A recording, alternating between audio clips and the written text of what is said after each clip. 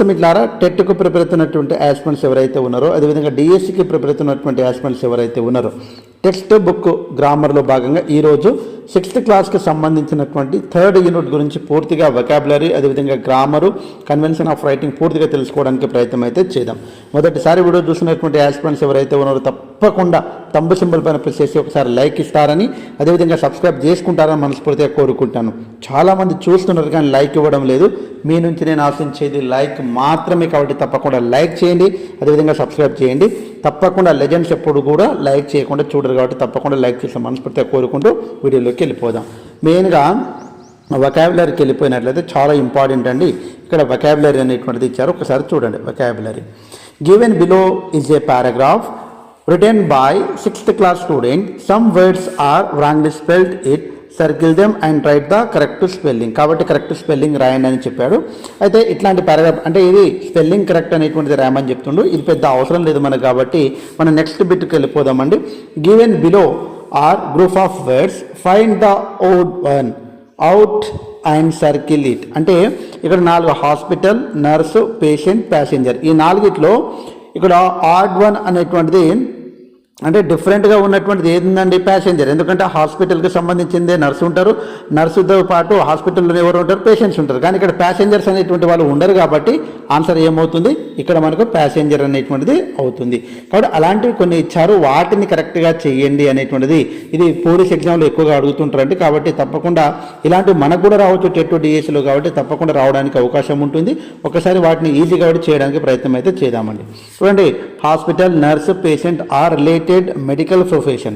Wherever passenger is not related to the medical profession, so passenger is odd one out. కాబట్టి passenger వేరేది డిఫరెంట్గా ఉన్నటువంటిది identify చేయమంటాడు.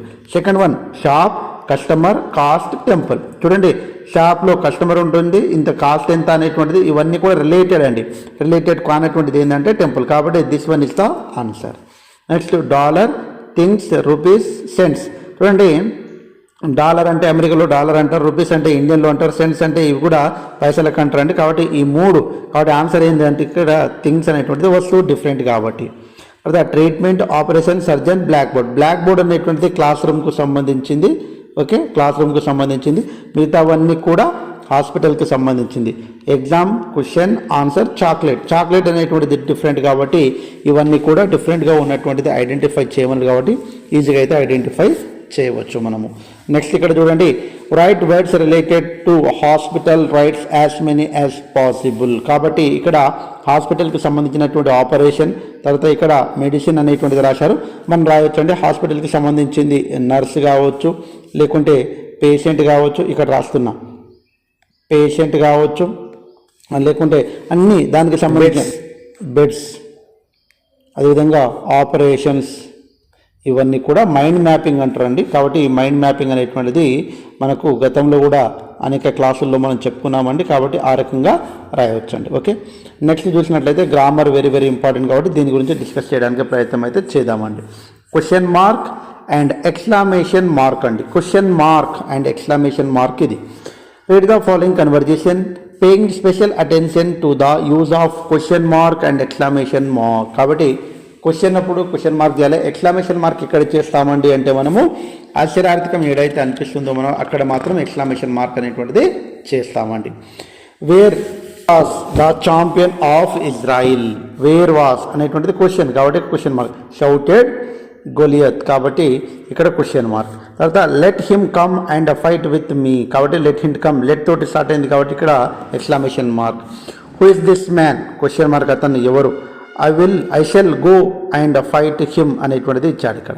అయితే ఇక్కడ ఇన్వర్టెడ్ కామర్స్ ఇచ్చాడు. అయితే ఇక్కడ మనము అర్థం కావాల్సింది ఏంటంటే question mark and exclamation mark అనేటువంటిది ఎక్కడెక్కడ ఉపయోగించారనేటువంటిది చూడండి. ఇక్కడ చూడండి, how stupid you are, exclamation mark. కాబట్టి this are all we have to understand easily when we observe these sentences. Okay, next we can go to the some more sentences and we have to make where ever the question mark and where the exclamation mark needs.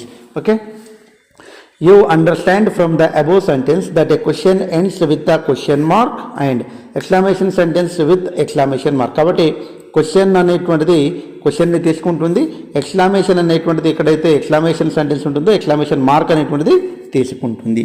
Now read the following conversation. Use question mark and exclamation mark అనేటువంటి చెప్తున్నారు. మనం కూడా I want to buy a miracle అనేటువంటిది ఇచ్చిండు. How much చూడండి, how much does it cost అనేటువంటిది question, కాబట్టి దానికి ఏం చేయాలంటే question mark. Okay, I'm sorry, why అనేటువంటిది క్వశ్చన్ కాబట్టి question mark. Because we don't have any medicine like a miracle. What a pity, కాబట్టి ఇక్కడ ఆశ్చర్యార్థకం వాట్ ఏ పిటి అనేటువంటిది exclamation mark. Okay, it is very easy అండి. Okay, చాలా easy కాబట్టి ఇక్కడ ఎక్స్క్లమేషన్ మార్క్. మన పంక్చువేషన్స్ మార్క్స్ మనం దాదాపు ఒక 12 వరకు నేర్చుకుంటామండి. అక్కడ డీటెయిల్గా చెప్పుకోవడం అనేటువంటిది జరుగుతుంది. నెక్స్ట్ మనం చూసినట్లయితే apostrophe, possessive case of noun and contraction. Okay, కాబట్టి ఇక్కడ పొసెసివ్ అంటే కలిగి ఉండడానికి అపాస్ట్రఫీ అనేటువంటిది ఉపయోగిస్తాము. ఆ తర్వాత కాంట్రాక్టెడ్ ఫామ్ అంటే short cut form. Okay, short cut form, ఇవన్నీ కూడా క్లియర్గా తెలుసుకుందాం. ఇక్కడ read the following passage. Andrew's disease, Andrew యొక్క వ్యాధి. Worry Tess parents, Tess apostrophe S. తర్వాత బ్రదర్స్ డిసీజ్, తర్వాత I am sorry. Okay, we don't. ఇక్కడ చూడండి, as you can see from the words expressions in bold, the apostrophe is used to indicate the following. చూడండి, Andrews disease, brothers disease, ఇక్కడ చూడండి contracted form అనేటువంటిది. ఇవన్నీ కూడా Andrew యొక్క వ్యాధి, బ్రదర్స్ యొక్క డిసీజ్ అనేటువంటిది ఇక్కడ యొక్క అనేటువంటిది వస్తుంది. ఇక్కడ కాంట్రాక్టెడ్ ఫామ్ అంటే డోంట్ అనేటువంటిది do plus not is equal to don't అవుతుంది. ఐఆమ్ అనేటువంటిది ఇక్కడ ఐఆమ్ అనేటువంటిది ఏ రకంగా మారిందంటే ఐఆమ్ షార్ట్ కట్ ఫామ్గా మారుతుంది. దానికి కాంట్రాక్టెడ్ ఫామ్ అని పిలుస్తారండి. చాలా చాలా ఇంపార్టెంట్, ఎగ్జామ్లో రావచ్చు. What is the contracted form of అని ఇట్లా ఇస్తే మనం కన్ఫ్యూజ్ కావడానికి అవకాశం ఉంటుంది. కాబట్టి ఇక్కడ ఇంట్రొడ్యూస్ చేశాడు కాబట్టి తప్పకుండా వాటి గురించి తెలుసుకోవడానికి ప్రయత్నం అయితే జరగాలండి. నెక్స్ట్ మనం చూసినట్లయితే here Tess parents means the parents of Tess, important. Similarly Andrew disease means the disease of Andrew అనేటువంటిది అర్థం అండి. అంటే వీటికి అర్థమైంది అనేటువంటిది ఇక్కడ ఆండ్రూస్ డిసీజ్ అంటే ఆండ్రూ యొక్క డిసీజ్ అనుకున్నాం కదా, the disease of Andrew. Okay, ఈ రకంగా అర్థం చేసుకోవాలి అనేటువంటిది చాలండి. Next, the apostrophe is used here to talk about something that belongs to somebody. Something, S, apostrophe అనేటువంటిది belongs to somebody or something అనేటువంటిది మీనింగ్ అండి. ఓకే, తర్వాత but it is also used to indicate the omissions of a few. Omissions అంటే short cuts అండి. Omissions అంటే మనం short cut form రాసాం అట్లాంటిది. Thus forming short forms are contractions. Don't is the short form of the do not. I am is the short form of I am. కాబట్టి ఇందాకనే చెప్పాను. కాబట్టి షార్ట్ కట్ ఫామ్ అనేటువంటిది, కాంట్రాక్షన్ ఫామ్ అనేటువంటిది తెలవాలి మనం. Read the following sentences and identify the contracted forms, rewrite them in long form. కాబట్టి ఇలా డోంట్ అనేటువంటిది ఇచ్చిండు, she replied. He is really అనేటువంటిది ఇచ్చిండు, హీ నీడ్స్ అన్ ఆపరేషన్. తర్వాత ఈ డోంట్ అనేటువంటిది, ఈజ్ అనేటువంటిది, కాంట్ అనేటువంటిది, తర్వాత ఇక్కడ ఏమన్నా ఇచ్చిందా, ఓకే, ఇఫ్ ఐ హ్యావ్ అనేటువంటిది. ఇవన్నీ కూడా కాంట్రాక్టెడ్ ఫార్మ్స్ అంటే షార్ట్ ఫార్మ్స్ అండి. ఓకే, ఇవన్నీ కూడా చాలా చాలా ఇంపార్టెంట్, మనకు చదువుకునేటప్పుడు జాగ్రత్తగా గమనించండి. తర్వాత read the following story. 2 rats ఫెల్, తర్వాత స్టాప్డ్, తర్వాత లాస్ట్, తర్వాత డిసైడెడ్. ఓకే, ఇక్కడ ఇచ్చినటువంటి అన్నీ కూడా మనకేం చేయమంటుండు, look at the verb underline above. They fall into 2 categories as shown below. 2 కేటగిరీస్లో వాటిని డివైడ్ చేయొచ్చు. అంటే ఇక్కడ ఫెల్ దానికి వర్బ్ ఫామ్ అనేటువంటిది ఏముంటుంది, 2 ఫామ్స్ ఉంటాయి. కాబట్టి వాటిని రెగ్యులర్ వర్బ్స్, ఇర్రెగ్యులర్ వర్బ్స్ అంటారు. ఏవైతే మనకు ఫాల్ అనే డిసైడ్ అయింది అనుకోండి, ఇక్కడ ప్రజెంట్ టెన్స్ చూద్దామండి. ఫస్ట్ ప్రజెంట్ టెన్స్ అనేటువంటి చూడండి. ప్రజెంట్ టెన్స్ అనేటువంటిది decide, past tense decided. Stop అనేటువంటిది స్టాప్డ్. అంటే ఈ పదము యాజ్ ఇట్ ఈజ్గా ఇక్కడ రిపీట్ అవుతూ వేరే ఫామ్ను మనకు వస్తే దానికి రెగ్యులర్ వర్బ్స్ అంటారు. మన వర్బ్ ఫామ్స్లో రెగ్యులర్ వర్బ్ అంటే ఏంది, ఇరెగ్యులర్ వర్బ్ అంటే ఏంది, ట్రాన్సిటివ్ వర్బ్ అంటే ఏంది, ఇంట్రాన్సిటివ్ వర్బ్ అంటే ఏంది, తర్వాత మెయిన్ వర్బ్ అంటే ఏంది, హెల్పింగ్ వర్బ్ అంటే ఏంది, ఇవన్నీ కూడా నేర్చుకున్నామండి. వీటిని రెగ్యులర్ వర్బ్ అంటే ఇక్కడ ఉన్నటువంటిదే కంటిన్యూ అయ్యి దానికి వేరే ఫామ్ని యాడ్ చేయడం, ఈడీ యాడ్ చేయడం మోస్ట్లీ. ఇప్పుడు టాక్ ఉంది అనుకోండి, టాక్డ్, ఈ రకంగా అంటే ఈ పదం వస్తుంది, దాంతోపాటు కొత్త పదం అనేటువంటిది కలుస్తుంది అన్నట్టు. ఇరెగ్యులర్ అంటే ఫాల్ అనేటువంటిది ఫెల్గా మారుతుంది, అంటే ఇది యాజ్ ఇట్ ఈస్గా రిపీట్ కాదు. లాస్ అనేటువంటిది లాస్ట్గా మారుతుంది. గో అనేటువంటిది వెంటుగా మారుతుంది. This are called irregular verbs. కాబట్టి వీటిని ఏమని పిలుస్తారండి? ఇర్రెగ్యులర్ వర్బ్స్ అని పిలవడం అనేటువంటిది జరుగుతుంది. కాబట్టి ఇక్కడ ఇచ్చారు చూడండి, ఎక్స్ప్లెనేషన్ అనేటువంటిది ఇచ్చారు. ఒకసారి వాటి గురించి తెలుసుకోవడానికి ప్రయత్నం అయితే చేద్దామండి. చూడండి, the past tense form of regular verbs are formed by adding D or ED. కాబట్టి డి కానీ ఈడి కానీ చేస్తే రెగ్యులర్ ఫామ్ అనేటువంటిది వస్తుంది. In their present form tense. Okay, irregular verbs have different forms of the present past tenses. కాబట్టి irregular verb ఇది వేరే ఉంటుంది, V1 V2 వేరేగా ఉంటుంది అనేటువంటిది చెప్తుండు.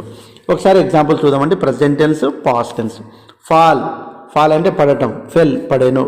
గివ్ ఇచ్చుట, గేవ్ ఇచ్చెను. Rise, rose. Speak, spoke, speak అంటే మాట్లాడడం తెలుసు. Sing, sang. ఇక్కడ చూడండి, సింగ్, సాంగ్. సింగ్ అంటే పాడటం, సాంగ్ అంటే పాడెను. Leave, left. లీవ్ అంటే విడిచిపెట్టుట, లెఫ్ట్ అంటే విడిచిపెట్టెను. టీచ్ బోధించుట, టాట్ బోధించెను. డ్రింక్ తాగుట, డ్రాంక్ తాగాను. ఇవన్నీ కూడా మనకు ప్రజెంట్ టెన్స్, పాస్ట్ టెన్స్కి సంబంధించింది. ఓకే, నెక్స్ట్ మనం కొన్ని ఇచ్చారండి, వాటిని ప్రజెంట్ టెన్స్ రాయండి, కొన్నిటికి పాస్ట్ టెన్స్ రాయమని చెప్తున్నాడు. ఒకసారి క్లియర్ కట్గా రాసుకోవడానికి ప్రయత్నం అయితే చేద్దామండి. ఒక్కసారి చూడండి, ఇక్కడ బాట్ ఇచ్చిండు, కాబట్టి ఇక్కడ buy bought. Clean, cleaned. Close, closed. Danced ఇచ్చిండు, డాన్స్, డాన్స్డ్. ఎయిట్ ఇచ్చిండు, eat, ate. Swim, swam. Important అండి, ఇది చాలామంది తప్పు రాయడానికి అవకాశం ఉంటుంది. Take, took. తర్వాత థింక్, థాట్. ఇప్పుడు రెగ్యులర్ వర్బా రెగ్యులర్ వర్బ్ అంటే డి అన్న ఉంటుంది, ఈడి అన్న ఉంటుంది. ఓకే, తర్వాత చూడండి, ఇది ఈడి ఉంది, క్లోజ్డ్ ఈడి ఉంది, డాన్స్డ్ డి ఉంది. తర్వాత ఓకే, ఇవన్నీ కూడా ఈ మూడు కూడా ఏమవుతుందండి అంటే రెగ్యులర్ వర్బ్. మిగతావన్నీ కూడా ఏమవుతుందంటే ఇర్రెగ్యులర్ వర్బ్స్ అనేటువంటిది అవుతాయి. కాబట్టి ఇవన్నీ కూడా ఇర్రెగ్యులర్ వర్బ్స్. కాబట్టి ఇవి మనకు డిఫరెంట్గా ఉన్నటువంటి, కాబట్టి చాలా జాగ్రత్తగా వాటిని చదివి మనము ఆన్సర్ చేయాలండి. నెక్స్ట్ మనం చూసినట్లయితే రీడ్ ద ఫాలోయింగ్ సెంటెన్సెస్. చాలా జాగ్రత్తగా గమనించండి అని చెప్తున్నాడు. And needed a costly surgery. Now there was no one to loan them money. Doctor Armstrong operated on Andrews without any changes. A few weeks he was back to home doing well. Observe the underlined words. They do not specify the exact amount, number, but quantify things. They are called quantifiers. అంటే ఎగ్జాక్ట్గా చెప్పకుండా no, any, a few అనేటువంటిది ఏమవుతుంది అంటే quantifiers అంటారు. The words no, none, any, a lot of, much, many, a little, a few come under this category. వీటన్నింటిని ఏమంటామండి అంటే మనము క్వాంటిఫైయర్స్ అంటాము. అంటే క్వాంటిటీని తెలియజేటువంటి పదాలు ఏవైతే ఉన్నాయో వాటన్నింటిని మనము క్వాంటిఫైయర్ అని పిలవడం అనేటువంటిది జరుగుతుంది. నెక్స్ట్ ఇక్కడ చూసినట్టయితే we use no or none of to indicate not or not any in order to emphasize the negative idea in sentence. Negative idea వాడేటప్పుడు నో కానీ, నన్ను కానీ, నాట్ కానీ, నాట్ ఎనీ కానీ అనేటువంటిది వాడుతామండి అని చెప్తున్నాడు. we use a few, a little to talk about a small number of quantity. A few అంటే చాలా తక్కువ, స్మాల్ అనేటువంటి క్వాంటిటీ ఉంటే ఏ ఫ్యూ కావచ్చు, ఏ లిటిల్ కావచ్చు వాడాలి. Much is used with uncountable nouns like sugar, much. Many is used with countable nouns. Much అంటే uncountable నౌన్కు వాడుతామండి, uncountable లెక్కించలేనటువంటి వాటిని. తర్వాత మెనీ అనేటువంటిది మనము కౌంటబుల్ నౌన్కు వాడుతామండి. పెన్ను కావచ్చు, బుక్ కావచ్చు, ఇవన్నీ కౌంటబుల్ నౌన్. అన్కౌంటబుల్ నౌన్ అంటే లైక్ షుగర్ అంటే చక్కెర, అవి అన్కౌంటబుల్ నౌన్. ఎగ్జాంపుల్స్ ఇచ్చాడు. Chandu has so much interest in English that he reads one book a week. కాబట్టి ఇక్కడ చేస్తున్నాడు, ఏమని చెప్తున్నాడు చూడండి, ఆన్సర్ చెప్తున్నాడు. ఇక్కడ మనం చాలా జాగ్రత్తగా గమనించాలండి, 1-2 సార్లు గమనిస్తే కానీ అర్థం కాదు. He has many friends in school. Many అంటే ఏంది అర్థం ఏంటంటే మెనీ అంటే చాలా. He has so much. Much అంటే ఏమనుకున్నాం మనము, ఎక్కువ, కాబట్టి మనం లెక్కించలేనటువంటి వాటిని సో మచ్ ఇంట్రెస్ట్ అనేటువంటిది చెప్పడం జరిగింది. ఇక్కడ మనము ఇవన్నీ క్వాంటిఫైయర్స్ అనేటువంటిది తెలుసుకుంటే సరిపోతుందండి. Quantifiers okay. నెక్స్ట్ మనం చూసినట్లయితే ఇక్కడ study the table marks secured by student 10th class carefully, minimum marks required to pass 35 marks వస్తే పాస్ అన్నట్టు. ఇక్కడ ఇంకా చాలా టేబుల్ అయితే ఇచ్చాడు, దానికి సంబంధించినటువంటి కొన్ని ఇక్కడ చూడండి. Answer the following questions: no, none, any, a few, many. Write them down in your notebook. The first one has done for you. How many students have scored more than 70 marks? 70 marks కంటే ఎక్కువ సాధించినటువంటి ఎంతమంది students ఉన్నారు? Many students have scored more than 70 marks. More than 70 marks many students అన్నాడు. Okay, many అంటే ఏంది? ఎక్కువ. Okay, ఇక్కడ చూడండి. Are there any student who have scored 90 marks అనేటువంటిది ఇచ్చిండు. మనం ఏం రాయొచ్చు అంటే ఇందులో ఉపయోగించాలి. మనం ఏమైనా ఉపయోగించవచ్చు. Are there any students? No students have scored 90 marks. ఎవరు కూడా 90 మార్క్స్ కంటే అబోవ్ స్కోర్ చేయలేదు అనేటువంటిది చెప్తున్నాను నేను ఇక్కడ. తర్వాత how many students have failed in English? No student. Okay, none రాయొచ్చు అండి, నో కాకుండా నన్ రాయాలి. ఇక్కడ నో రాశాను, ఇక్కడ నన్ స్టూడెంట్స్ హ్యావ్ ఫెయిల్డ్ ఇన్ ఇంగ్లీష్లో ఎవరు కూడా ఫెయిల్ కాలేదు. ఇక్కడ ఇంగ్లీష్ మార్క్స్ అండి, ఎవరు కూడా ఫెయిల్ కాలేదు.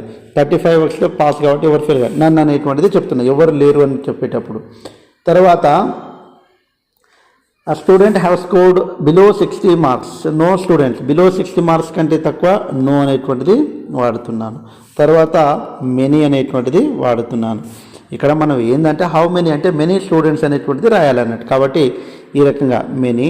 ఇంకా చూడండి, many students have scored between రాయొచ్చు 64 and 75.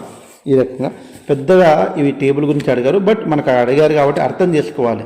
అవన్నీ కూడా క్వాంటిఫైయర్. సో ఈ రకంగా మనమైతే 1 by 1 నేర్చుకుంటే చాలా ఈజీగా ఉంటుంది.